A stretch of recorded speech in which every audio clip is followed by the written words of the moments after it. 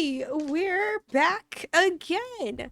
Um, I'm not gonna promise anything this time because, the chance of death is pretty freaking high. But hi, everybody, welcome in. If you missed the last episode, we ended off with our sweet Kayla being knocked into torpor, Artemis, watching as the stalker that followed them charged forward and said that she had it. And poor Miko was currently tail between his kitty legs and a hole peeking out. Scared. It's good to see you guys again. As always, keep in mind this is a World of Darkness Chronicle, and while our table's consent sheets give us green across the board to be as fucked up to each other as possible, it is a mature setting, so if things like gaslighting, mental abuse, physical abuse, so on and so forth is not your jam, then I would click away now, especially this episode. Um, as a heads up, we've already started doing session 0 for the next season and the whole new coterie that is showing up in the Discord. So if you want to join in and go see what all of that's about, I would recommend it. And stay tuned for June because we will be starting a fundraiser for Trans Lifeline, and it will go on all June long. So all subs, bits, donation, Ko-fi, all of that will be going to it, and then you can even directly donate it to yourself. With that all out of the way, done and said, players, I love you. Luck roll me. D10, please. You're going to want a 7, 8, 9, or 10 for good luck. I think we all know what's going to happen. General roll or General. Yeah. Oh, fuck. Okay. 7. You gotta do 1d10. You gotta type it all the way out. So we've got a 7, a 2, and a 3. This is wonderful. I love this. Miko, D100. And then Okay. Hold on. we open the binder. Oh no. Not the binder. Not the binder.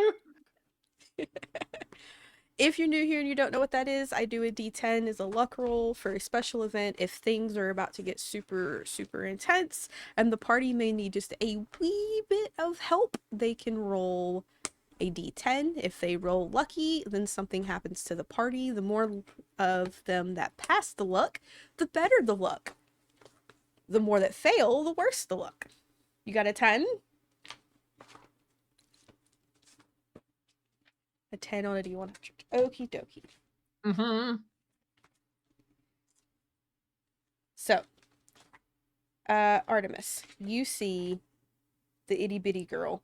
She looks maybe 13, 14 years old. She has rushed past you and she says, "Hey, watch this. I got it. Don't worry." The way she moves, you can tell this girl has celerity to her. She's moving so fast that she almost has an after image to her, sort of. Kind of, maybe she's a second or two ahead of where you can see her image. And the hunter that is currently standing over Kayla's body turns around and looks. And she goes, "You think I'm scared of you, of all things?" And you see the third eye on her forehead opens up. It starts to bleed. This time it's weird though. The vitae that pours from her eyes is an odd gold. It's not normal red, it's gold. And you see the itty bitty girl, the teen, if you will. Her tail, yes, she has a tail, flips out from underneath this kimono-like garb that she is wearing. And you can see the veins inside of it are lighting up an equal gold. And the two of them are suddenly locked in a fight. you can only see maybe 3 seconds after each hit's happening. You can hear it like it's a crash and a thud of them hitting, and then a few seconds later, you actually see what had happened when they hit. In doing this, the Garou that have you surrounded, Miko, have left. They're now charging this girl, this Salubri, or what you know is an Inquisitor. You have no idea how the hell she became a Salubri. And Kayla, you, in your torpor, swear you hear a very familiar voice. One that you haven't heard in a long time. Artemis and Miko, what are the first thing you two do? Oh, Kayla's gone down. Down.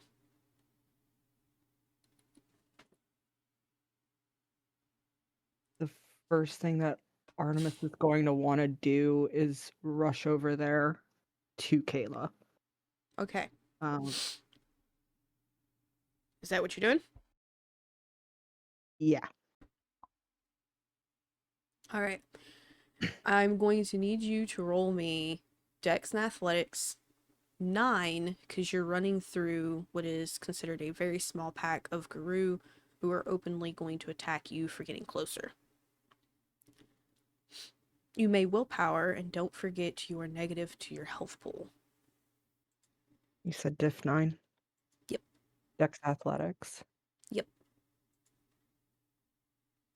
Do keep in mind we're not doing the, if you don't have the dot, you can't do it. That's not till season 5. So right now anybody can roll. Can I go ahead and boost my Dex on the way over? If you have enough blood to do so, absolutely. I believe at your generation you can use what? A blood point per turn? Mm-hmm. Okay. Yeah, go ahead. Everybody gain back a blood point. Thanks Rip, to... this dice bot hates me. It is an unkind man. Do you have fortitude? Nay. Nay. Okie dokie. Let me go over here real quick. Actually, no. We're in trouble. There's physical dice. Whoopsie. I'm knocking everything over on my desk. I got so much shit. I got books out, binders out, dice out. We're so fucked. I have clearly got too much going on. Okay, 1, 2. Yes, Savi, the Tiamat dice. I'm gonna let you call. High or low, what hits you? I couldn't read that. He said, It said "Ruh-oh." Rutro. Oh. Low. Low is what hits you, Yeah. and you have no fortitude to soak, right? No. What is your HP at? I got 4 down. You're incapacitated. Hit the ground. As you run through, you are swiped by 3 separate Garou and their claws. You're getting close. It's a panic. You're more than welcome to describe how it is that Artemis reacts as he is charging through, trying to get to Kayla, and is taking slash after slash after slash. So for them, this is a desperate measure to try and get to family, or at least the only family that they've had recently. In their mind, they are screaming, and that's coming out loud as well. What are you But screaming? Or what get is away Artemis from my screaming? mother. Okay. Get away from my mother. I need to help my mother. Okay. You take 3 points of aggravated damage running through from the claws. And you drop. The last thing you see stretching out is your hand, maybe an inch or two away from grabbing Kayla. You fall that close. You are so close. Miko, you watch Artemis charge forward. And she's fast. She's doing great. I'm going to keep switching pronouns. Artemis goes by all from the last that I knew, so you're going to hear he, she, and they quite often.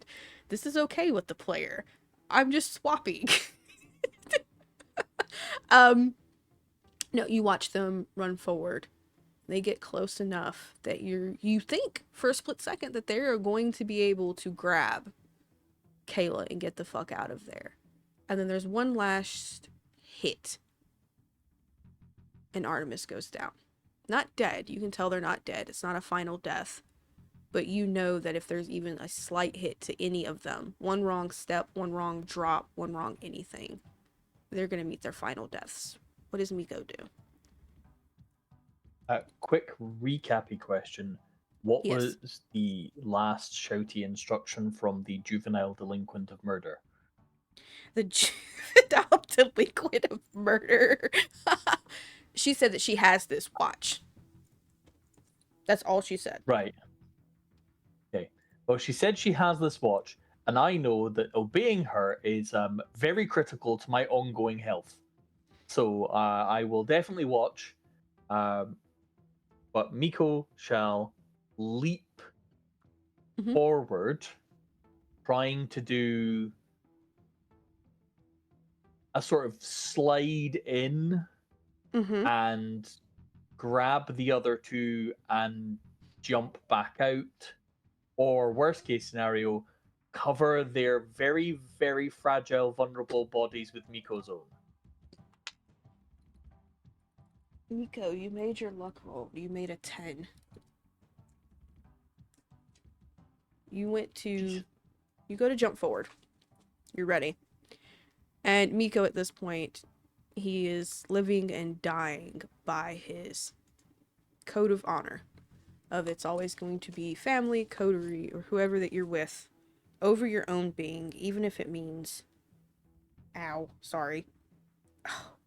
something in my eye. Even if it means your own life.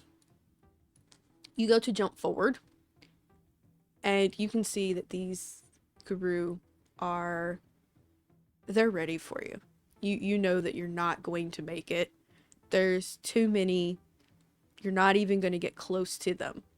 And as you jump, something grabs you by the scruff of your neck and throws you back. And when you hit the ground, you skid and you stop. And when you look forward, there's a very familiar, what used to be shy and fragile redhead standing there.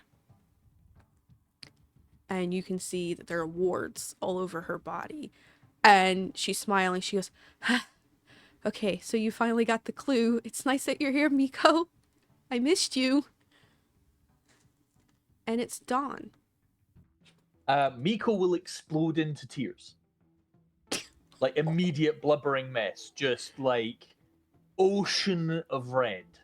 I will happily spend a blood point. It is like it's like his whole soul vomits all of his emotions immediately out of his eyeball.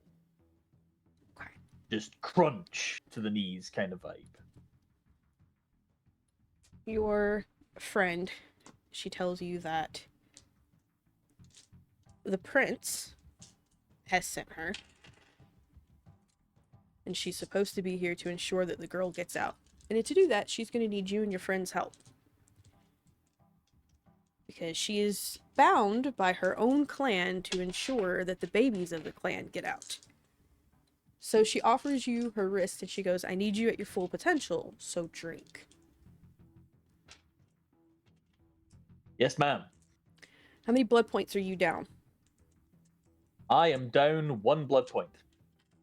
Well, then you barely get a sip out of her arm before you're full. Yep. Very full. She looks at you, she goes, okay, I need you to give it everything you have, Miko. And to plow through them. I'm going to put some words on you, and these should help. But I need you to trust me with your friends, because I need you to go grab that Salubri, and if it means eating her to get it done, do it. She needs to go down. Don't get hit by the daggers. If it hits Okay. you because she has them both, it's final death. Okay.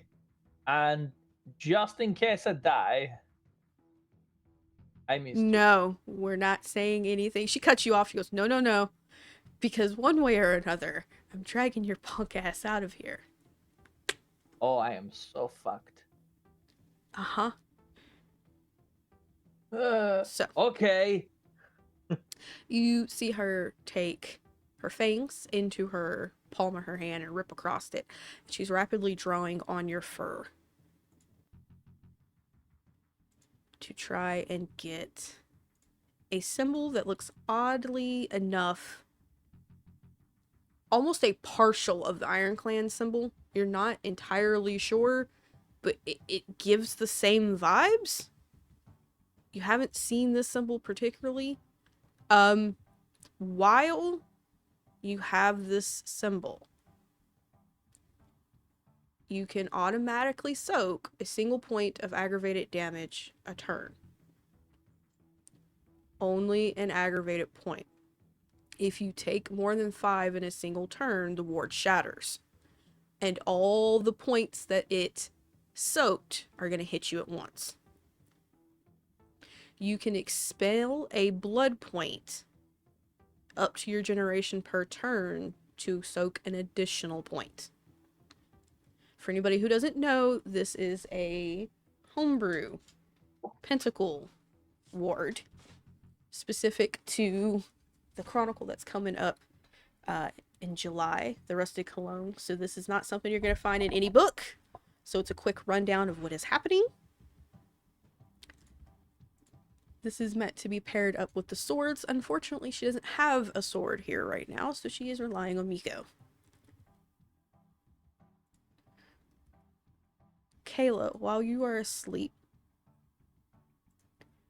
you have no idea what's going on. You're kind of standing once again in that blackness, that forever empty blackness. You've been there before when you were embraced. That in between where you are not sure if you're going to walk out. Instead, this time, you don't hear your beast, you don't hear your sire. Instead, you hear your mother. And it's not in those final moments when she was dying of her disease. This is when she was happy and healthy and things were going great. How do you react? In this space, I would walk towards that voice. Okay. You're walking towards it, and it seems like it's forever. It's the same vague gray light around you. It's the same blackness no matter how far you go. It's almost like you've never actually made it anywhere. The voice doesn't get any closer. It doesn't get any farther. And you can hear her. It takes a second, but you hear her finally go, so you're finally walking the same path I did. You're finally following the mother, like I did. I told you you didn't have to worry for me. I wasn't gone. I was still there. You're still there, right?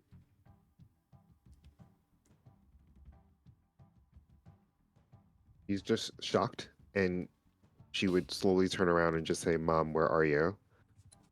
The way the voice, you can hear like there is a debate. That moment where you've caught a parent off guard. And she's not quite sure how to answer it. But eventually it breaks up with the, I've been gone. You know where I am. You know I'm not here. You're a very logical, bright, brilliant young woman. You know I'm not here. You know what's happening and you know why you're hearing me. So, why don't we go ahead and cut straight to it? Yeah? She would steady herself and See? wait. There is this pride in her voice when she talks to you again. She goes, see? I told everyone. You're bright. You're brilliant. You're gonna be the one that... You're gonna be the one that outsurvives us all, aren't you? Yeah. You're gonna be the one. And I know you are. I am unbelievably proud of you, but right now is not the time to be laying down and being emotional. You know that, right, Kayla? Here's the words. Starts to think what to do. What can I do? She goes, well, remember how you felt helpless when you couldn't help me? There was nothing to do, right? I was sick. I was already dying. Last I recall, you have a little girl out there, or boy, or whatever they are. This is a time beyond me a little bit here. But they need you. You heard them, didn't you? And it's about that same time that you hear Artemis scream, I gotta get to my mom, not my mom. You can hear it. The genuine panic. It is reminiscent of how you felt knowing your mom was dying and you couldn't do the research. You couldn't get the cure. You couldn't heal her fast enough. Kayla immediately thinks of nothing but pulling the stake out of her, of nothing but gaining enough will, enough energy to pull this out, to wake up and pull this out immediately. And that's the only thing that she is thinking of. So it's about that point you can feel the hole in your chest. It's going from occupied to unoccupied. And then you can taste it. It is the sweetest vitae you have ever tasted. It doesn't quite hit the same way, you know, eating a finger would or eating the palm of a hand, but you can taste it. And before you know it, it is full. You've ate entire beings in one go. You've never felt this full. And then you hear your mom go, okay, well, it's time to wake up. I'm not going to see you again. But it's time you set up and you go take care of that baby girl. Because right now she needs you. And I know you want me, and I know you want your dad. Right now you got your own family to take care of. That's what we do, right? Take care of family. Go on, girl. Get your ass up and take care of. Kayla will look back, smile for a moment, under her breath, say, I love you. And then she will turn around, stern face, and walk. She doesn't know where she's going, but she knows she has to go that way. Artemis and Kayla, the both of you, wake up. It's weird. You know you should not be awake. Both of you know there's been stakes and Garou bites and vampire power. There's been all types of shit. Neither one of you should be waking up. However, you see this little thin, pale woman, maybe 5 feet tall. She's wearing what is very clearly country goth-like attire.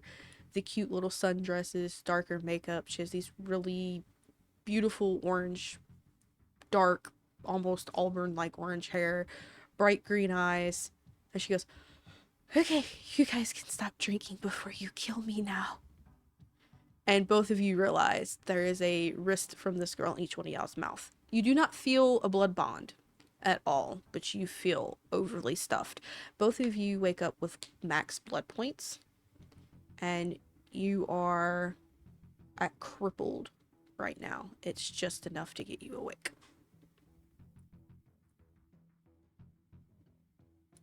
I release her arm.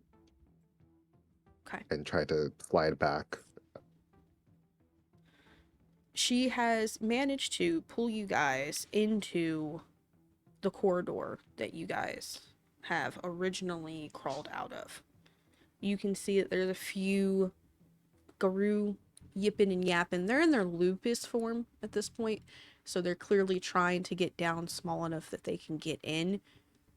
It's still a little big for them, or a little small for them. Not only that, the thorns, the jagged rocks, and everything is actually causing a little bit more damage than they're willing to take. Despite the fact that you know they can soak it. Something ain't working right here. You release her, you back up a little bit, you can feel the sharp sting of the pebbles, the stones, the thorns jagging you. Artemis, what do you do?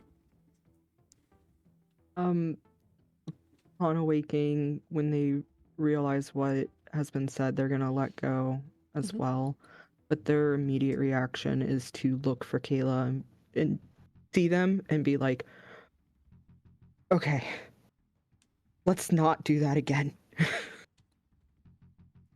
I don't think Kayla is paying attention to you, but it's in a manner where, like, yes, the threat has been assessed, but now the mother is wondering who is this stranger, because it's still so immediate. So she's looking up at this person while you're, like, coming toward her. She's just looking at you.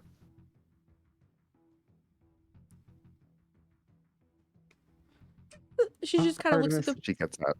Yeah, she's just looking at the both of y'all like, are you guys good?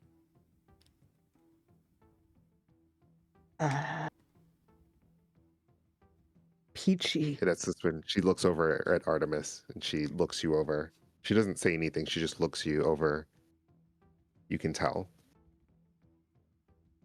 She looks back at this person and she says,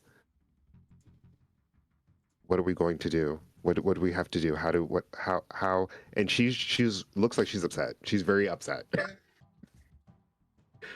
She's really She kinda upset. looks at you, After she she looked goes- at Artemis. She looks at you, she goes, well, I've done everything I can do. I've warded Miko. I've healed the two of you. If I go back out there, I'm meeting final death. But I have one last ace up my sleeve. If you guys think you can get those daggers. Or, and she looks at Kayla, get the book. The one with the white leather.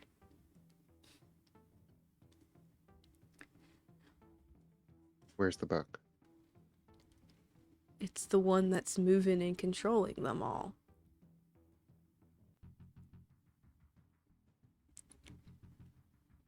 The daggers aren't controlling them. It's loyalty to who's supposed to have the daggers that's controlling them. If you destroy the daggers, or get to the book, quote unquote, then you get the loyalty. Artemis? Are you good to go back? Maybe not the same way.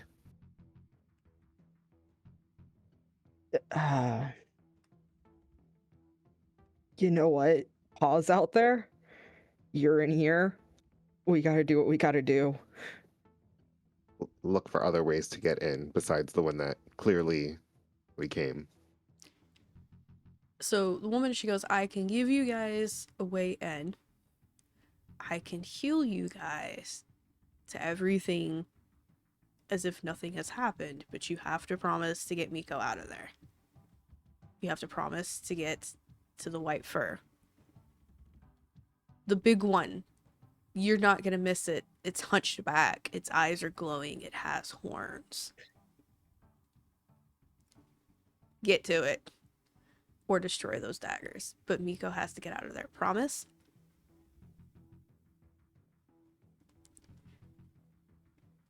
It's the cost of this. Does it matter? And she looks at you, and Kayla, you know what that question means.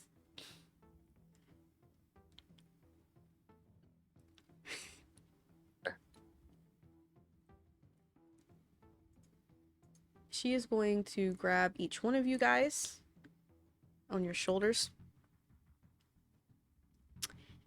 And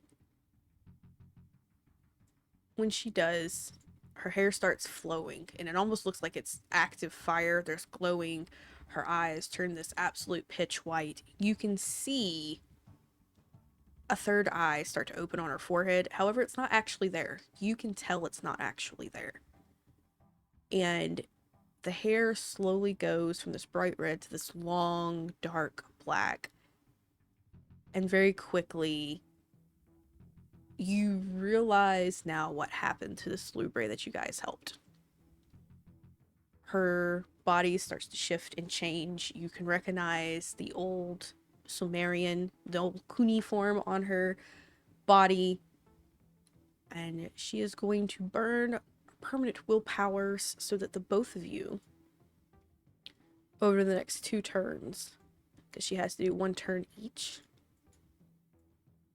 is completely removed, aggravated and all. You will be back at full HP.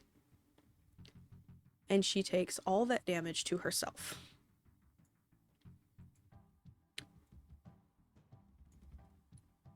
Miko,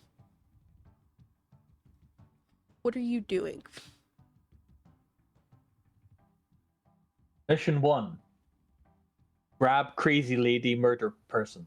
That's not the other crazy lady murder person that we like. There's a lot of crazy lady murder persons. Okay, so you're going after the Inquisitor, the Oni. The Inquisitor. Okay. The Inquisitor. And I have a cunning plan, because we're in a cavey-like thing. Let's hear your cunning plan. I have enormous amounts of stupid strength. I would Okay. like to go up, hit the roof, and then dive bomb directly from above, so they can't see me coming. We're going to see how high up in the air you can get to the roof. So, Okay. strength and athletics, yes, you can use potence, yes, you can willpower. I'm gonna spend one of my very, very slender population of willpower. I take it I'm doing the strength athletics total dice pool, including the silliness effect. Oh, you don't have the silliness effect right now. Oh god, remember? yeah, I was reborn, wasn't I? Yeah, never mind. Yes. Oh poop. Okay, I'm gonna spend. Was it strength and athletics? Sorry, yes. Yes, because you're trying to jump Right. into the air. You're seeing how far up high enough you can get. I'm gonna spend the BP to get the four. Fucking hell, nerves. The Feel word that pressure. means dice go good. The words that mean dice go good. You know, that's a thing. Right, it's down 1 because I'm injured. What's the difficulty? 6, because we're just trying to see how high up you can get. Okay. 4. Willpower. Every success gives you 5 feet up you can jump. Wait, no, you're in Cougar, so 7 feet. Okay. 9! Okay. So you can get up roughly 60 feet. Yep. And you're going to dive bomb back down, yes? Yep. And you're aiming where again? At the back of her neck. The back of her With neck. my face. Okay. You're aiming specifically at the back of the neck, yes? Yeah. Uh-huh. Okay. Are you ready, buddy? No, but let's do it anyway. Okay. Are you going for a pin grapple, or are you going for just the teeth so that you can try and decapitate? Because I know the way you're thinking. Yeah, I'm gonna be less ambitious, ironically, for a change, because I'm keeking my pants, to Yes. turn the Scottish phrase. So I'm gonna go with the pinning grapple, in the faint hope that the presence of Ninja Girl will finalize the deal. Strength, Mhm. athletics, and because Okay. it is a cold body shot, you're going up against her using celerity moving. It's difficulty 9. Unfortunately, I have used the auto successes up whole thing. So the difficulty 9. Yep. And yeah, you know what? Let's go with that very last willpower I can spend before I pass out. Let's do that. 2.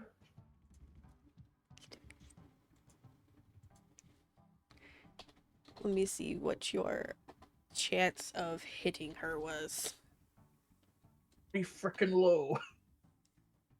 Pretty freaking low. I feel. Listen, mascot requires an audience apparently. I know you can see it, so. I can't see anything right now. I have a dog and post-its and a wig. I can't see none. Doggo bonus. Doggo bonus. Tell you what, since chat is deciding doggo bonus, reroll, same pool, same willpower. You're just getting a reroll. Be brutally honest, chat. I really appreciate this. I really do. However, our dice bot has been earning a name for itself. You can use the willpower again. It's literally just re-rolling. Yep, that's fine. I'm just panic attacking, like retyping it. Hey, don't take Not your a water bird. all over your PC, Artemis.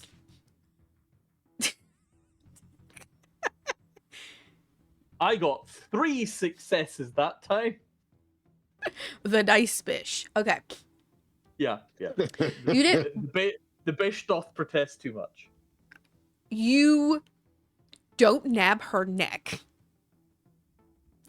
but you do manage to knock in between the two of them fighting enough that you make them kind of split. It's kind of that you came diving down in because it was called. She made 4 successes, you made 3, you didn't get to grab her neck. But you do manage to land in front of them, so for a second they back up. Somebody new has entered this fight. I need you to roll initiative. You are now a part of a 3-way fight. Right, okay. Here, dice bot. Here, be kind. Right, hold on. Oh,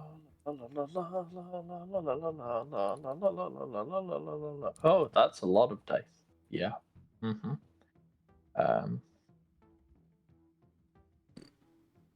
Yeah, so that'll be the lowest possible. I am the last. It's not a botch, but it's also nothing. Yep. Thanks, Dicebot. I see we're sticking to the Miko lights blowing up and catching fire and, that kind of vibe.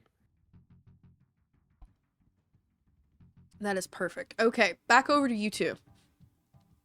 You guys are currently in between a girl who's extremely... One wrong wind blow, and she's probably dead. But the both of you are now at max HP again, so you are no longer at your negative to your pools. And she kind of looks at you, she goes, all right. What's the plan, you two? What are you supposed to do? What are you doing before I push them out? White Wolf. Buck. Loyalty. Okay. Don't forget it. And she kind of looks at Kayla and she points what is very clearly a weak finger. She goes, I know your punk ass can see spirits. I will come back and I will haunt you. And there's no amount of Nokia phones with strings that is gonna stop me. And you, I will flashlight you like this is Dead by Daylight for the rest of your unlife. Do you get me? Understood. And I'll use the big one. I'm talking the big luminous one. I will hit you and blind you for the entire week at a time. Right. You guys get ready to run. You got it?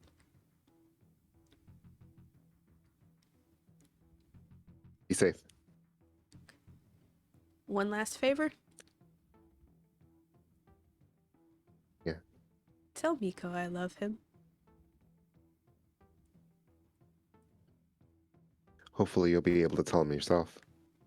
Kayla turns around. So you guys see her push forward. She's got quite a bit of fortitude up. You can tell by how some of the claws against her skin is almost like hearing marble. And she manages to push you guys enough distance between you and the Garou that you guys can get out. Dex athletics to both of you at a 6. Since their focus is elsewhere. Look at you. Okay, so you both managed to get out. And you guys start booking it. Where are you guys booking it? Can we tell where this white one is when we get out? Perception and alertness to try and find it. Kayla has a difficulty 8, but Artemis, your La Sombra darkness is kicking in. Difficulty 4. The darkness is your home. And what was the roll? Perception and alertness. Keen-eyed, supernatural activity, Garou, all of that are specialties that will apply. Fucking sticky notes do you have on you, sir? I have rut row, I have terrible choices, and I have consequences. That's one success and failed. Okay. Artemis, you're not entirely sure if it is exactly what you're looking for, but there is a almost grayed skin Chronos Garou in the back. But it also looks like it is purposely tied up and suspended over what looks like a pool of pure liquid silver. You can't see its head. You can only see maybe from the chest, but you can see it's kind of like pinned and hung up by something. Going to try to be strategic about this, which is not Artemis's like super forte.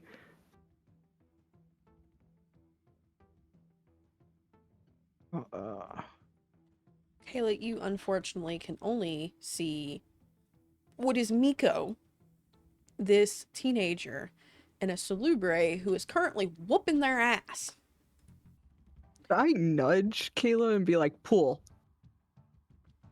You can attempt to point. It is your darkness and your ability to see through it that is pinpointing this creature.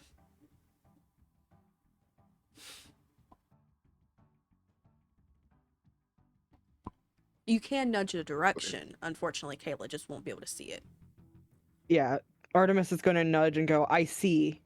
There's a pool. Above. It's above the pool." Kayla will whisper, lead the way. And grab onto your hand. And I do shadow play on both of us. Let me make sure real quick. Wow, okay, don't type that into Google. I have all of these popped up, but apparently right now I simply cannot spell. Shadow play, let me make sure. I'm going to say, for the purpose of this,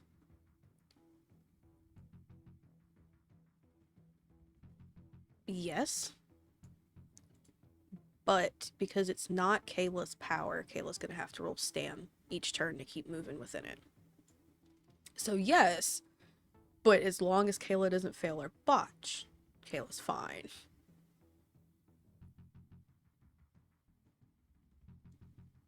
Glancing over at Kate. Sarah. I'm like, also "Eh." going to ignore the fact that it's supposed to be courage rolls to stand inside of it, because you two are holding hands. So, Kayla's stam roll 5. Each turn you guys move going towards this. I'm going to say each turn you guys can make, because I don't think either one of you have celerity, I'm going to say each one of you guys can make it 15 feet. And you're going to need 4 turns in total to get there. It's 60 feet away. And if you get too close to the 3-way combat going on, you will be brought into initiative. The panic on Kayla's face rolling. Yeah, Artemis is gonna keep hold of your hand and try to cloak us to give us just a little bit more stealth to get closer at least. Right. This will be contested. Both of you dex and stealth, difficulty 6. Versus the Inquisitor's dex and not her perception and awareness to spot you. This doesn't count for spirit's specialty, right? What do you mean? For stealth, I have spirits. No. Therefore, that's okay. Yeah, no. No. You're trying to get past the Inquisitor. It will be contested. Each one of you will have 6. Is a difficulty. Difficulty 6. Okay. And so Kayla also gets the +1 from the stealth, yeah? Yeah, both of you will, because you're both within the shadow play. Oh, okay. So, I love you guys, but roll initiative.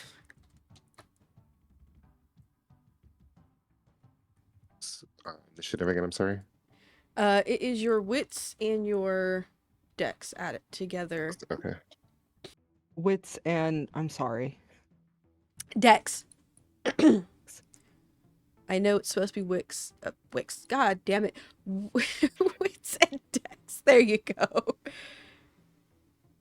Initiative of 10. I goofed. No, it's fine. It's fine. We're just going to go with that. So both of y'all are brought into initiative. So the order that this is going to go, I'm going to give you guys 3 turns to try and take as much damage from this person as possible before they use a nuclear option. If you can get her down to incapacitated in 3 turns, you'll win the combat. So you guys ready?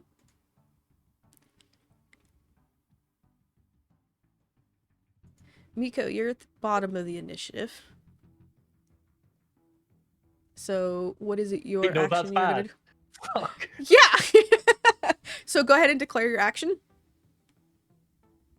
I'm gonna try and rip off her leg with my face.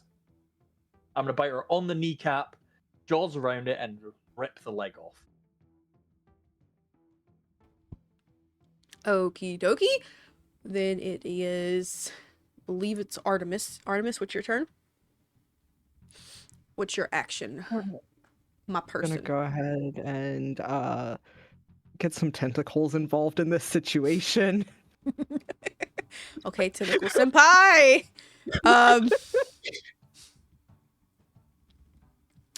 In advance, let me go ahead and have you roll your manipulation and occult, difficulty 7, see how many arms you get up. Kayla, what is your action? Hoping that she's distracted by too many things, I'm going to try to use mesmerize. Okay. That is your dominate, see? Yeah. That's the wrong thing. Okie dokie.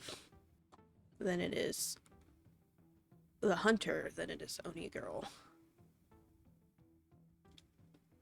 So, You're mesmerized. Who's your target for mesmerize? It's going to be who's noticed us first? Because now that we're in combat, The clearly somebody Inquisitor. must have noticed us. The Inquisitor, the Salubri. Oh, it's weirdly, The should I Hunter, even the try? Inquisition. Yeah, I don't. I feel like this is. I'm gonna try it. I have to try. So that'll be who I'm gonna try that on. Okay. From the top, my boys. I think Miko is the closest one. Ow. Alright, let's see if there is a needle that's going to hit you. My boy Miko. Miko's the closest, yes. 4, 5, 6, 7, 8, 9, 10, 11. I promise I'm not trying to kill anybody. Don't worry, it's just for the audience. It isn't. It's the dice bot. The dice bot has been out for blood for the last 6 weeks. Like, it has been actively trying to murder us all. We had to rename it. Yeah, we ended up renaming it the Dice Brat. Okie dokie, let's see how much damage, and... No, how It's- about we not? How about we not? Let's see how much, go ahead and roll your stam for soaking. Oh, actually, I'm no longer, like, weird, so I can actually use my fortitude again. Hooray! Fucking hell. Right, okay. You're gonna change your action to activate your fortitude? No. But I'm going to be very happy I have it Okay. when I roll. I'm going to use the blood point per turn, I suspect, for soaking with the wards. Because I'm getting the vibe that if I don't, I'm a toasty So this boy. is not aggravated damage you're being hit with. It is just straight okay. lethal. So you can roll your stam Right. to soak it. Cool. Awesome. Right, that is way better than I thought it was, but because I was brown trouser. You're wearing your brown pants today, yeah? Okay. Well, I got 4 successes. Okay. So you get poked, but you're not taking any damage. Panicking hard there, boy. They're gonna hit their second. So let's see what Oni Girl can do. Jesus fucking absolutely goddamn bullshitting Christ. 6 and 6 and 6 is what, 18? Yeah. She is trying to smack. Oh, fuck girl. She is using aggravated damage. So old bitchy girl over here's got to try and soak with her fortitude.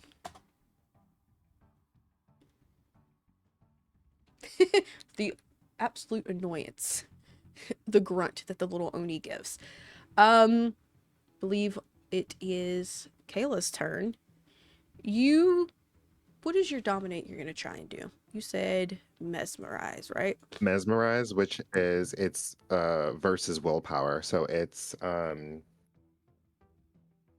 manipulation and leadership for me versus. So what is it you're gonna try? What is it you're trying to willpower. memorize her to do? I'm going to try to mesmerize her to submit. Okay. You try. You're almost sure you could have it, and her 2 main eyes are focused on the Oni, and the third one looks directly at you, and you can feel the connection shatter. You're Gen what now?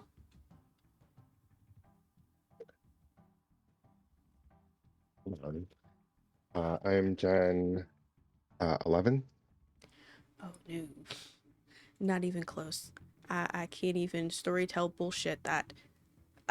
It is very clearly from the sheer amount of willpower this girl has. She is below you in gens by quite a few. If you want, real quick, wits and awareness, difficulty 6, and you'll be able to tell what gen she is. Okay. You said difficulty 6, correct? Yep. Just standard difficulty. Yep. I'm gonna use a. Can I use a willpower on this? Yeah. Use a willpower. You know, at least from what you can feel, she's got at bare minimum 6 generations on you. Bare minimum. You feel like it may be more, but you just not in the middle of combat able to dictate. But you now know that your dominate will not work. She is a far lower generation than you. And I had to make sure I had to pull out the binder. I was like, wait a minute. And then Artemis, how many tentacles do you got up, Tentacle Senpai? 3. You have 3 tentacles up. All right. I'm going to give you your 1 free action to command them. What is it you're going to have them do? I want 2 to go after ankles, or actually center mass of our lovely friend who damaged my shirt in the past.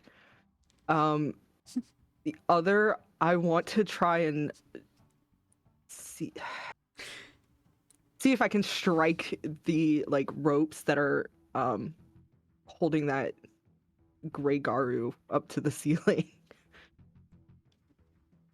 Okie dokie. I love you. You're going straight for it. Okie dokie. Let me roll and see if she's going to notice that you're going for it. Uno momento. Okay. Fuck me then. Got it. Alright. Back to the initiative order. Miko, declare your action, my love. You're muted. I rip off your leg, bitey bitey. You going for another bite? Gonna try. Okay. I love you, As I Miko. stare at the. Yeah, I stare at the fucking dice pot. Artemis, you have ordered them. Your shadows are now acting on their own. What is it you wish to do? What is your action?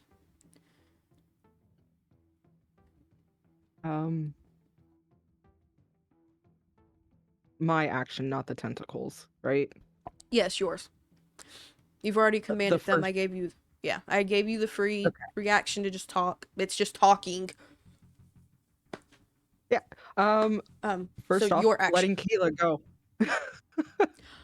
Okay. I sense we have been seen based on eye looking towards Kayla, letting go so that Kayla's not being held by my shadows anymore, or at least held back by my shadows anymore. Kayla, when she lets go of you, your turn is going to go towards, I need you to make a courage roll at difficulty 8, and then you need to make a stam roll, difficulty 6. And then back to the top of them. They are going to go swing at poor Miko. Yet again.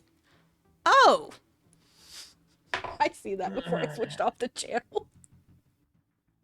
We're good at rolling dice. Yeah. The Inquisitor is no longer moving. Instead, she has begun to hum. Let me go roll her dice. Sorry about that. Do.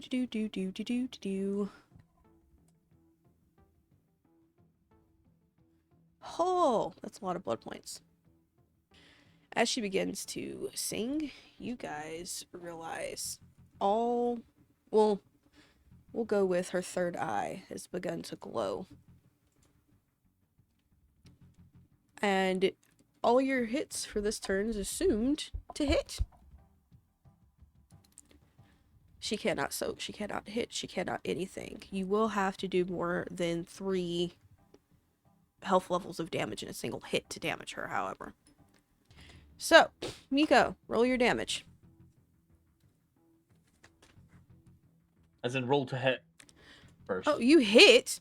So just take your damage pool, -1, and hit. She's not dodging. Okay. So normally, hold on, I have to do a different kind of math. Okay. Right, hold on. What's your total dice 7. pool to hit? Uh, 7 -1. 6. 6 -1, so if that's your 6. That's fine. 5. Then Now roll your damage. +5 strength +4 potence. I will spend a blood point to make the 4 potence smashy. So that is 5, 10. Oh my god.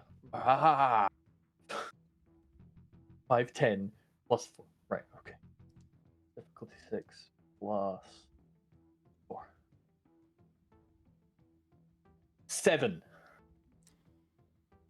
3, 3. You've broken 3 twice. With the bitey face. Okay. Artemis, you let go of Kayla. And my dear sweet Kayla, what did you roll besides the botched? Good news is you don't lose stam. But you are now 2. fearful. So, wait, did I get that wrong? Which one was your stam dice pool? Which one was courage? Courage, botch, stam, Okay. 2. You're going to try and run away. Which direction? Are you running towards the massive Garou and massive silver that you can't see yet? Or are you running towards the pack of Garou that is currently distracted by eating something? Those are your only 2 options to run to get away from this person. I will do the distraction. Okay. So you're going to run towards the pack of Garou. Who... Is that, wait, I'm sorry. Is that away from where Artemis? That's away from where Artemis was trying to lead us? Yes. So there's the pack of Garou that the girl named Dawn was supposed to be distracting. And then there's the big, massive Kronos that's hanging from the ceiling over a pool of silver.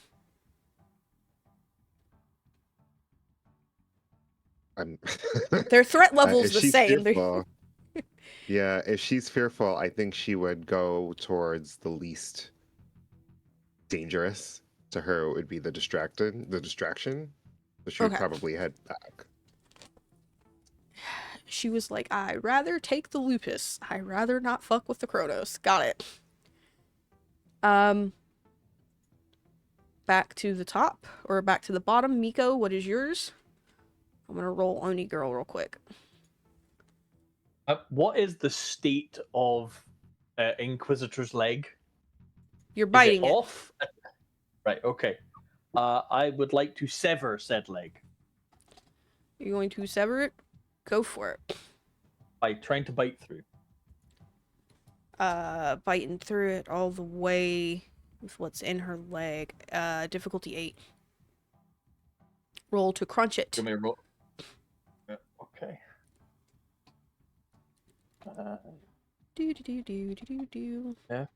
But difficulty 8. Yes. 2 successes.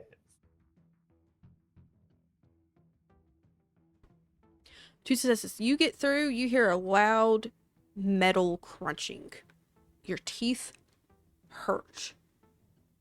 Severely hurt. Take a point of aggravated damage per turn. You hold on, trying to rip it out. I will soak the aggravated because I have the ward. Uh-oh. You, my dear sweet Artemis, what are you doing? While your mom runs screaming back towards a pack of Garou.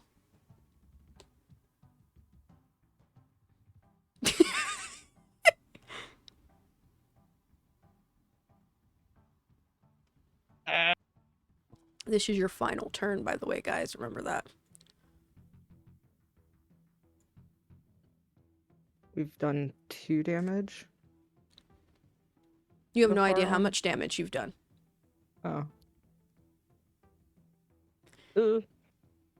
Artemis would... Okay, so Artemis has been told that book is important, has made a vow, is torn between that vow and the fact that their mother is running back. Mm-hmm.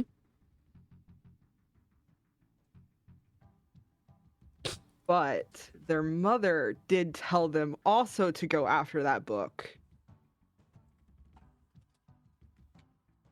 Artemis is going to head in the direction of that pool. They want to get that Garou down, even though it's scary as fuck over there.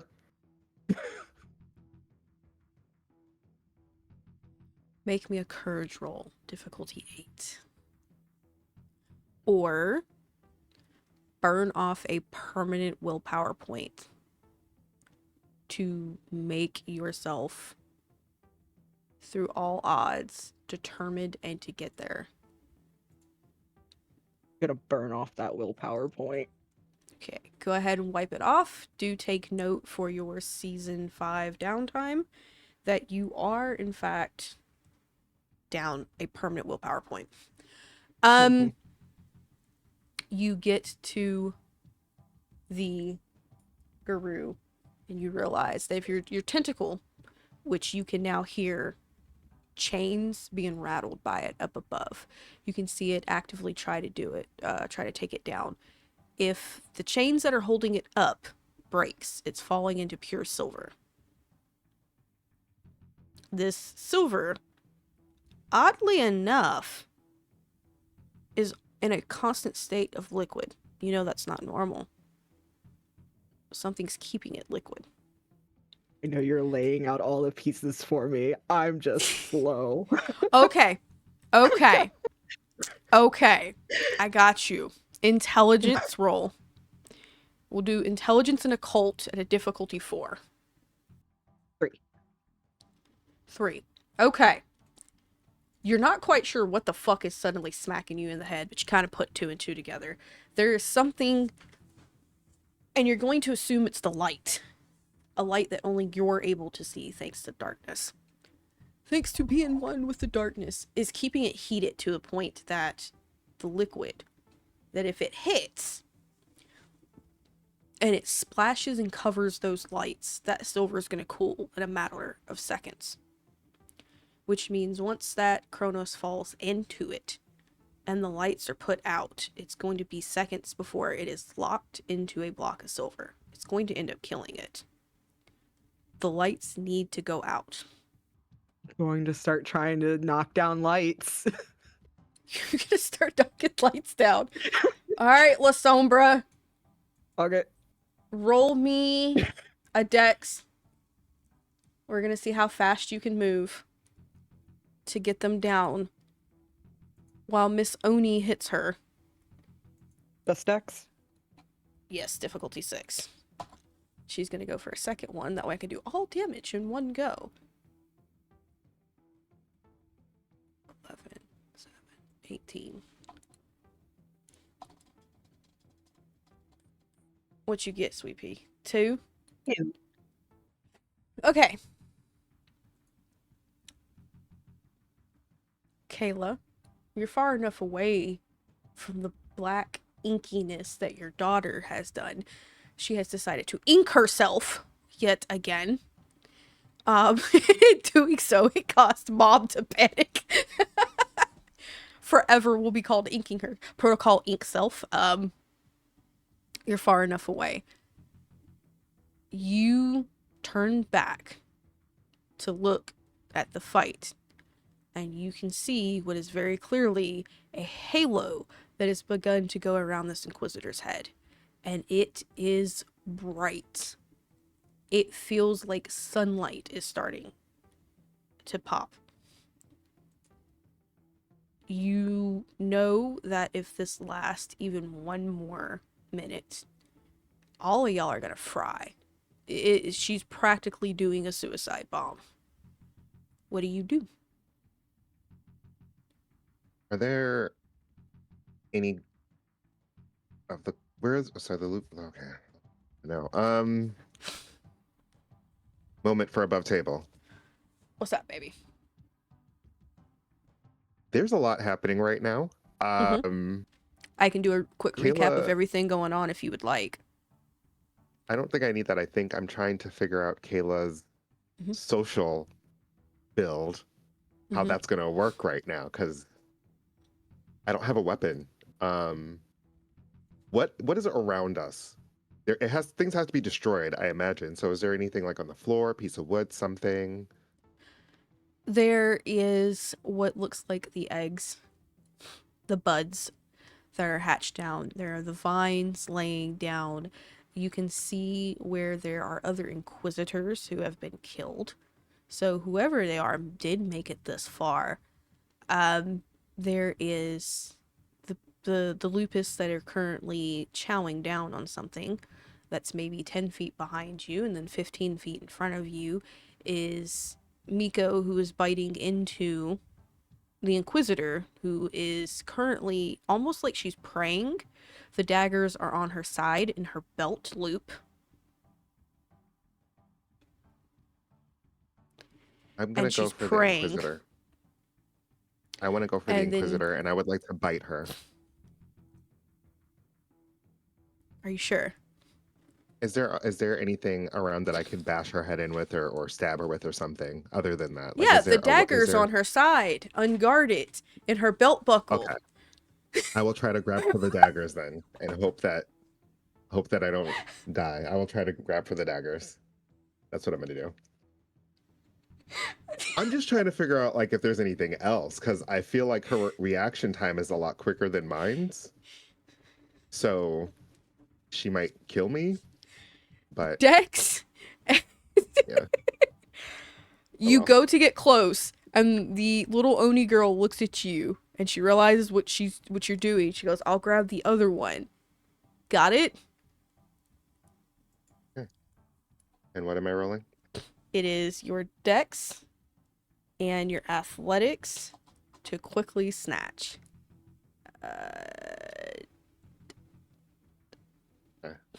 Difficulty. 6. You can willpower. Okay. I'm going to.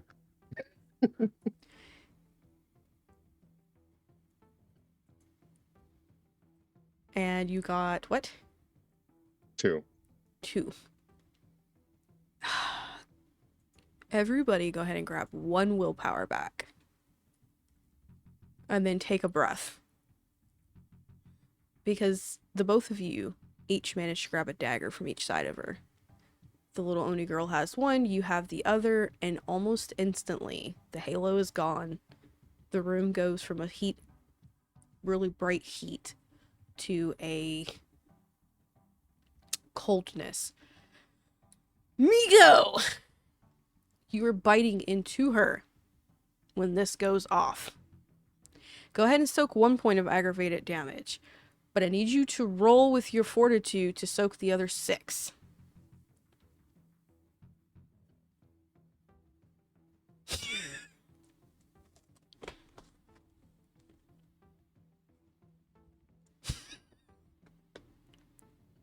I'll spend a blood point and just go with the 4 automatic successes. Because me and rolling dice right now doesn't feel like good friends. Okay. I'm sorry, I can't get As over I- your facial expressions. Well, it's when you said the other 6 aggravated damage, I was a bit like... So, go ahead and take 2 points of aggravated. She rolled 7 points altogether. I'm at mauled. Yeah. And Artemis, as the light goes out, you hear chains rattle, and then it's pure dark, even for you. Everybody else, it was already near dark.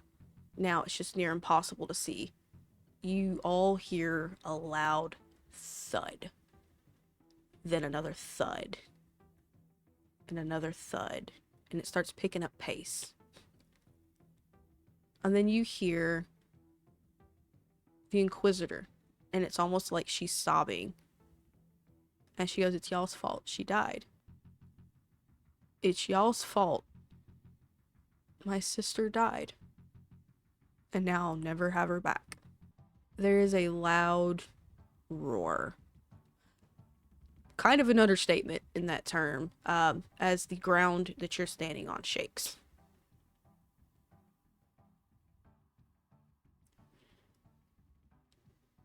Miko. The ward on your back burns and starts to glow. You've seen it before. Dawn has used it as an escape when she doesn't want to be somewhere. The ward is getting ready to shoot you guys somewhere.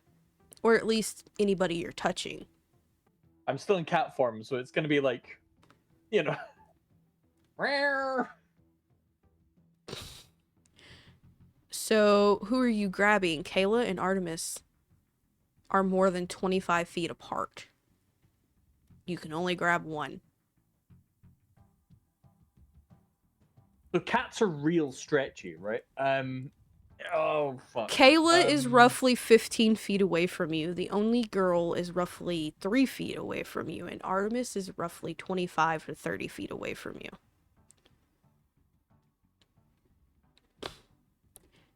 Should I grab Oni Girl and Artemis, or grab Oni Girl and Kayla? You can only have one. You can only grab one. Great, even better. It's not like, just convenient, and then, fuck. Well, Oni Girl said trust her, she's a badass. So I have to listen because she said trust her, she's a badass, and she's clearly vastly more badass than me. Miko being the absolute milk boy that he actually really is inside somewhere, deep down under all the asshole, is probably going to choose the one that keeps screaming for mummy. Okay. So you're booking it after Artemis. In pitch blackness. The word is try. I mean, yeah. There is the slightest of glow from your ward, and you get to Artemis in enough time that the both of you, and you're outside on the steps. Remember when you guys went to walk in your vest, so to say, blinked? You're right there again. You can hear the rumbling and the collapsing in the cavern below.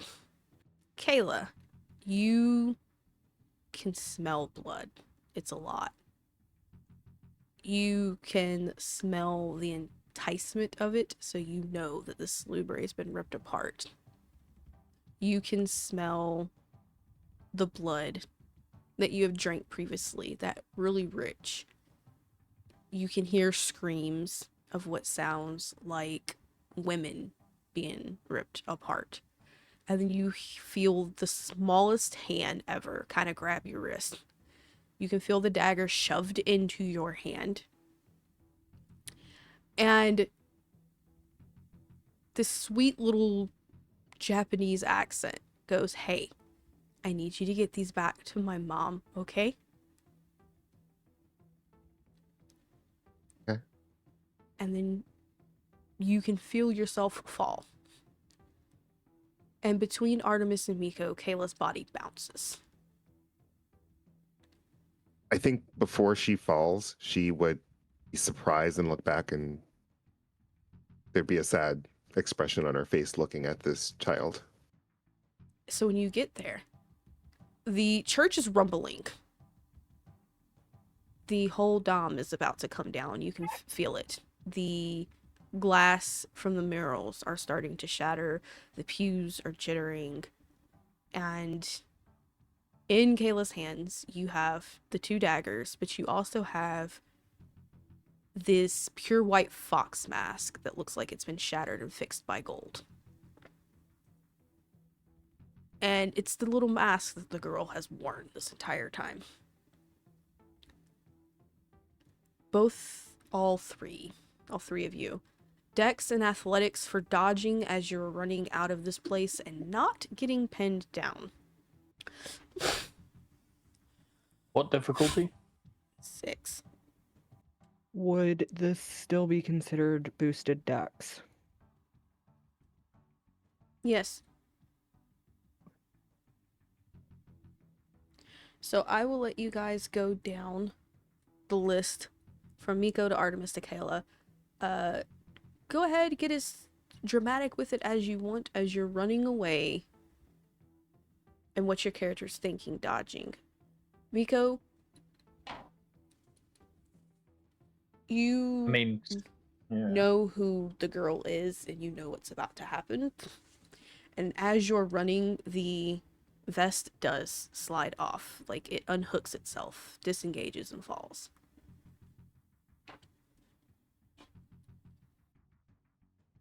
There is a moment where Miko is tempted to say fuck it and go back in himself after the girl. Because that's what he should do. Now that the other two are safe. And I think he might. I think he does. I think he watches the backs of the other two accelerate away, and he, trying to be who he should be and the right choices, turns and hoping to fortitude and to potence and to a bendy cat-like form and all the desperation in the world, begging the beast for aid, begging anything that will listen. Mhm. He goes back down. So when you attempt to go back down, it is like hitting a barrier. You go to go past where you know that you can go down, and your body crumbles. It's you know, you suddenly you're able to see your own tail and ass above your head. You hit it so hard, and you just practically scorpion. There's near impossible way of getting through, and you can tell by the sounds echoing that you could probably get maybe 50, 60 feet. If you're fast enough, you could probably even get back down to where the abomination was. But after that, it's just going to collapse on you. That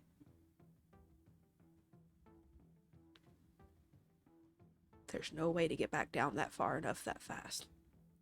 I think he ends up just standing there, staring at it, wishing it was different in those last moments. Artemis, what are you doing? Artemis would have wanted Kayla to be ahead of them. If they're not stopped, they would have tried to run back if they noticed that Miko Okay. wasn't there too. Kayla, what are you doing? What's going through your mind? Listening to make sure they're behind me and just thinking we have to survive. And the minute that I hear Artemis stop and turn, I stop as well and turn. So both of y'all turn in enough time to see Miko is trying to run back down. And he is hit by something, a barrier, something. Kayla, you automatically know you specialize in rituals. Somebody has put up a ritual where the only way to get back in is if everybody willingly walks out together. That went in. And you're rapidly realizing that among the three of you, there is one person who you know for a fact went down there who's not up there with you. That ritual is stopping anybody else from coming in or out. And that the only way that it's going to go down is if the caster goes down. I'm gonna go over to Artemis. I'll put my hand on Artemis's shoulder and look, and then I'll look over at Miko and walk over to Miko and just stand beside Miko, watching them patiently, allowing them time to mourn. So, I need you guys one more time, Dex and Athletics, this time difficulty 10, because you are currently in a building that is collapsing around you and from under you. If you are choosing to stand there, you do not have to make the roll. But if you choose to stand there, this will be your character's final death. There's no saving, there's no coming back.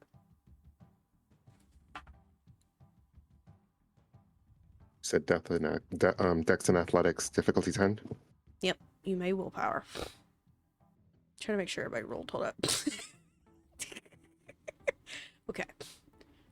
So eventually all y'all are going to come to and run. And as you guys run, this is probably the most you've ever overexerted in both life and unlife to get the fuck out of there.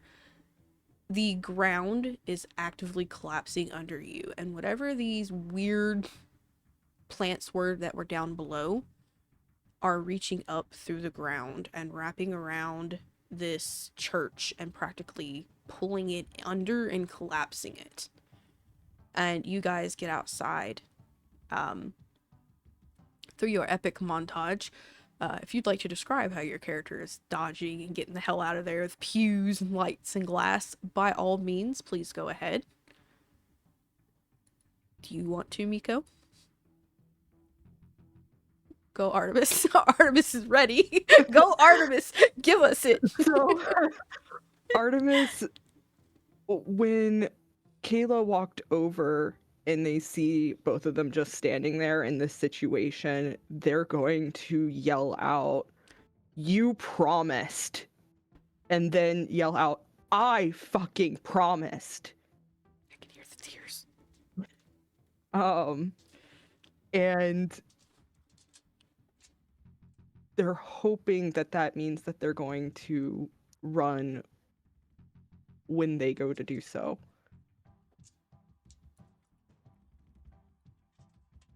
Kayla will say we did, and she'll grab onto Miko's shoulder, to try to get Miko's attention.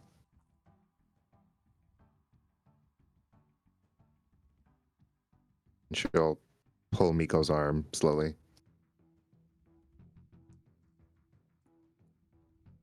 Miko will turn and inwardly reluctantly sweep up the two, well, attempt to sweep up the two of them, then realize he still has 4 legs. Like, fucking hands. And try and drag them / shoulder his way through, like a snowplow, through pews, glass, stone. Just sort of trying to be that Pathfinder snowplow for them. Red tears running straight down those eyes. So you guys will get out just enough time that you realize the sun is rising. You guys have been underneath here all night. And the building behind you collapses. You can actively see it being ripped down by vines, by what is very clearly flesh-living plants and everything, until there's nothing but a crater. And you're not sure what it is that moves. You can just see this massive blur, and then that's it. You guys, we're gonna skip time a little bit. It is exactly 2 weeks later from the day, and for 2 weeks the 3 of you have been sitting in secure holding within the Iron Tower. Your powers have been stripped from you. You're kept on just enough blood to wake every night. All 3 of you have the same vest on. You've been told if you remove it, it's going to stake and kill you. If you try to break out, stake and kill you. Try to kill yourself, it'll take you out first. You're practically sat there, and eventually the three of you are brought into Conventus. And in front of you guys, you can see practically what is left of the Iron Clan. It's not much left. What used to be a good 40-50 clan strong is maybe a dozen people standing there now. You can see Prince Potter and the Archbishop Carline standing there. And in the pits around you, you can see kindred. It's not a lot. When you guys first arrived to the city, maybe 100, 150 kindred. You're barely looking at 50 now. Total. And you get this gut feeling of, this is all that's left. These are the kindred of New York City now. And you guys are dragged one by one forward. And you are put down on the ground. Kneeled before what is very clearly the three powers. You're before Prince Clarabelle, Prince Potter, and the Archbishop. And you can see behind them, there's very clearly a debate going on. You can't hear what is being said. There are a few words up very clearly. Kayla knows instantly. And you're thanked, first off, because you did manage to, for the most part, drag the Inquisition out of town because they were too busy following you.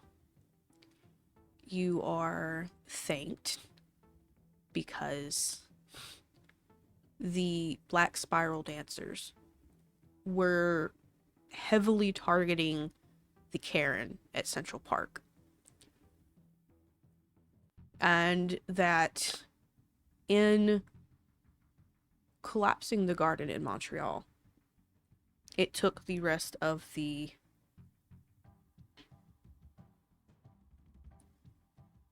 spirals out that was in the city.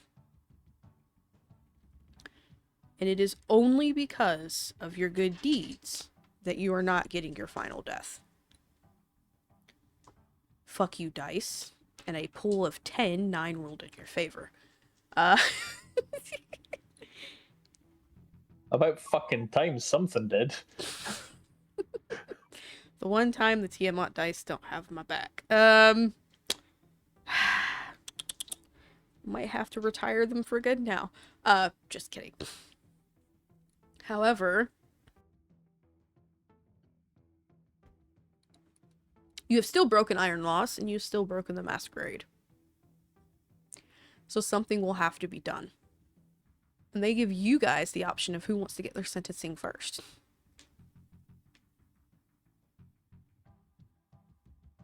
We'll do it. Kayla, you will do it? Okay. Yeah. So you speak up, and Lady G walks forward. And she grabs you by your arm and pulls you up. Walks you forward between the three powers, and they drop you down again. And then she walks forward with her hands behind her back. She's looking at you, and there's a genuine disappointment look in her face. She expected a whole lot more. But you can also tell she's torn, because you have done quite good. You did what you had to do. And then there's silence. Sonia, the Ace of Swords, she comes forward, and she reads out your rule breaks. Your rule breaks where you were caught on camera feeding. Near Central Park. You were also caught by the Garou near Central Park. Because you were within proximity of their Karen, you broke the alliance between the two of them. They are wanting your head. But you are also owed to iron because you fed without consent. And it is Clarabelle who steps forward, and she openly drops what is very clearly a little yellow file. She's pretty old school now that you think about it. Who the hell even uses those type of files anymore? Uh, drops it down in front of you, and you can see the pictures as if somebody has printed it out, kind of like a screenshot on a security camera. And it is you and Artemis outside the store on the block with the Karen. It is, while it is black on the inside of the van, and it is kind of slightly obscuring the way that the tape can record, when the door opens and you poke your head out, the blood is showing. And another picture is you at the hospital, and it's Artemis walking off of the screen with two kids and the dad walking away and you closing the door. Like, they can see as you've pulled the mom in. And she looks down at you and she goes, okay. So, feeding with no consent, caught 3 separate times. I'm assuming there is a very good reason why you did this.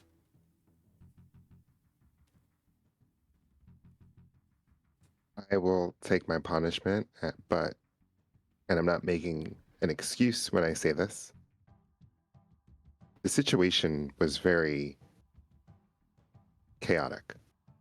She gives you a very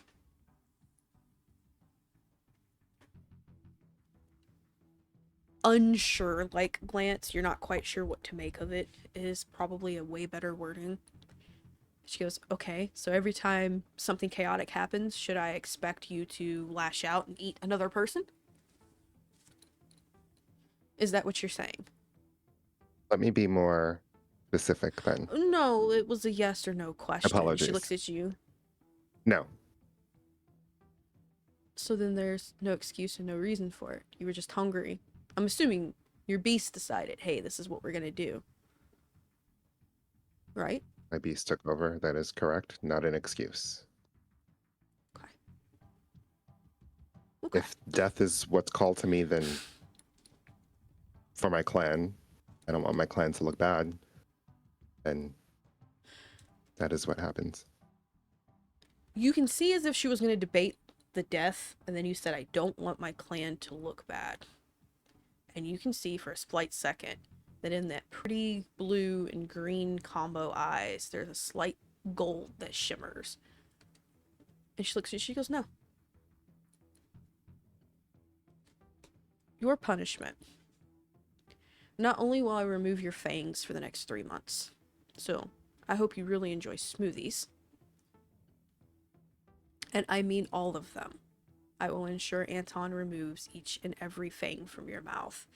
You will personally, to every kindred left in the city, take a knee and explain that the reason why rules are now going to become stricter, that the reason why everybody is now being watched, and why now there is no more excuse for breaks, that if you're caught feeding without consent it is automatically death, it's because you failed, because the Giovanni failed, because the Naharaga failed.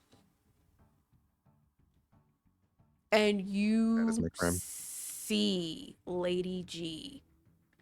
If you weren't absolutely fucking sure that she grew paler, you probably would have thought, oh hey, she got makeup on. Nope, she grows paler, and there is absolute annoyance at the way that she looks at you. As in hold on, there we go. What the hell? Discord decided it was literally going to only just take up half my screen instead of the whole thing, so I couldn't fucking read what I was saying anymore. And then she looks down, kneels just enough that it's only you that can hear. She goes, and you can report to your sire that the alliance between us and him are done because you broke it. And she stands again. And then she looks at Sonya. She goes, go ahead. Take her teeth. For 3 months, not being able to eat her diet and suffer should be enough to teach her when to allow her beast out. Doesn't say anything more. You will be dragged out by our boy Ten of Swords there, who will take you up to the floor. What's it called? Rest and recovery. To have your fangs one by one plucked out. And as they do, you can tell that it is being fleshcraft closed, so they don't come back the next morning. You are given the date 30 days from now. In game, it is August 12th. August, September, October, November 12th, you can have your fangs back in game. If you're not quite sure what that is every 2 weeks. 2 weeks in game, 2, 4, 6, 8, 10, 12. That is almost the entire season 5. As you're being pulled away, Claire does. You can hear it. She goes, and no, they don't get to come feed from a pentacle, and no, they don't get to come eat from the fruit. They can hunt. They seem pretty good at it. So you know there's no silver coin freebies to go get food when you're extremely hungry. Artemis and Miko. They turned back to look at you guys to see who would like to go next. As a note, what they're seeing is Artemis is definitely fists are gripped and they are biting down to not say shit during this. Miko, my boy, you're pulled forward. And when you're pulled forward, Katia is pulled out. And she is dropped down next to you. On the other side of you is the rod that promised that they would help. The 2 people in the world that you have promised to protect and keep safe. Sonya takes your cuffs off of you and hands you a dagger. And you see Carline walk forward. She looks at you with a smile and she goes, and you, an illegal embrace, turning iron against each other. Your punishment is to break your vows and your words and kill them both. There's basically just a moment of Miko not computing. Like, just such an irrationally alien concept just rolling through his head. I'm sorry, what? Kill them. Kill the person you embraced illegally, and kill the person in who you convinced to help you.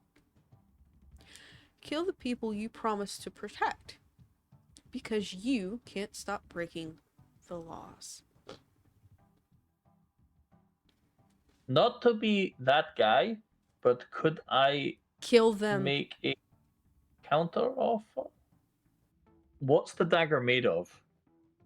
It's just a pure silver little dagger. Miko picks it up and just stabs it into his own leg.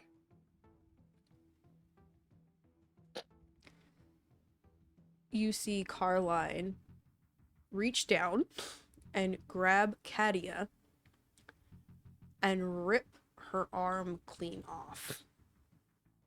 She looks at you. I wasn't giving you an option. They're dying either way. And it's your fault.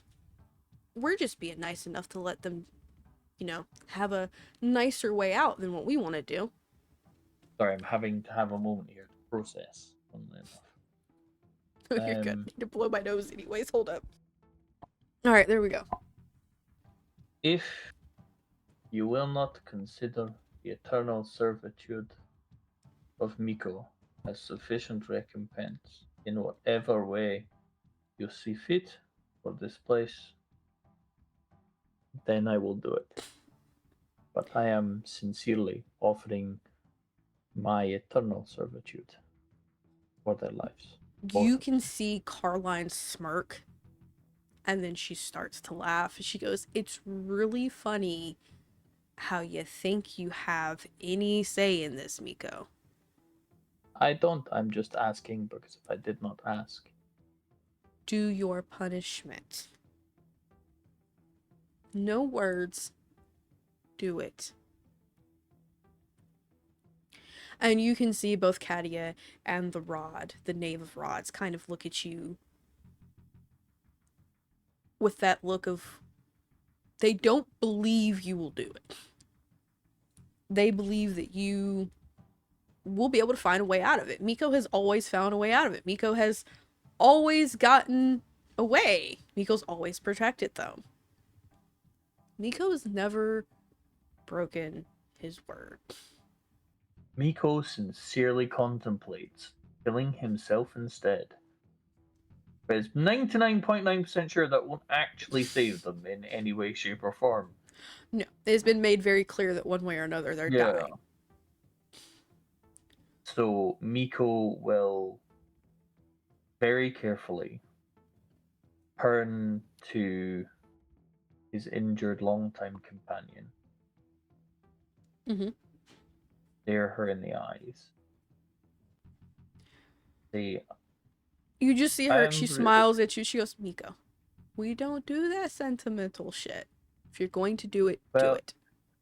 You're just going to have to suck this one up, you stupid bitch. And then he hugs her and stabs her through her heart and across into his if he can reach it. Dagger's not that big. Listen, I'm very strong. I can try. Not very strong at the moment, not with how much or how little Yeah, blood I'm you feeling have. a bit tired. Yeah. Like I'm on one willpower and I'm hungry. So You get her through the heart, it stakes her. She is in torpor. What do?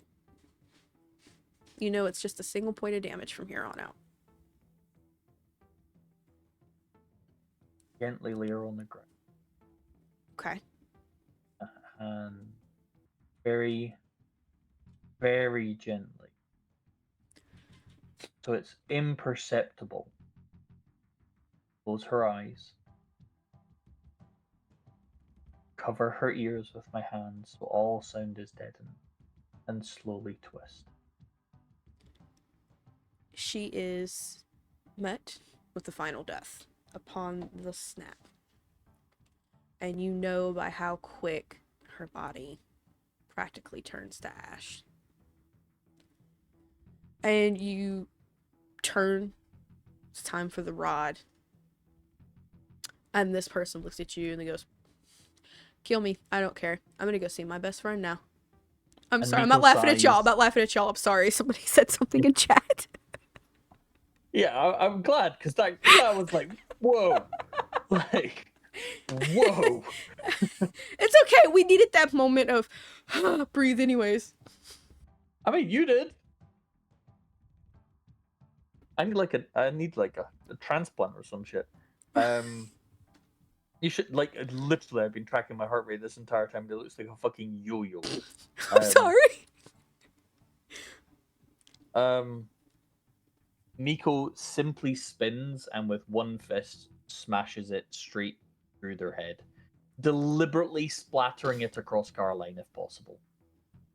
Oh, she takes it with a smile. It doesn't bother her. As a matter of fact, she kind of like wipes it off of her pant leg and just. Oh, so that's what iron tastes like. That's great.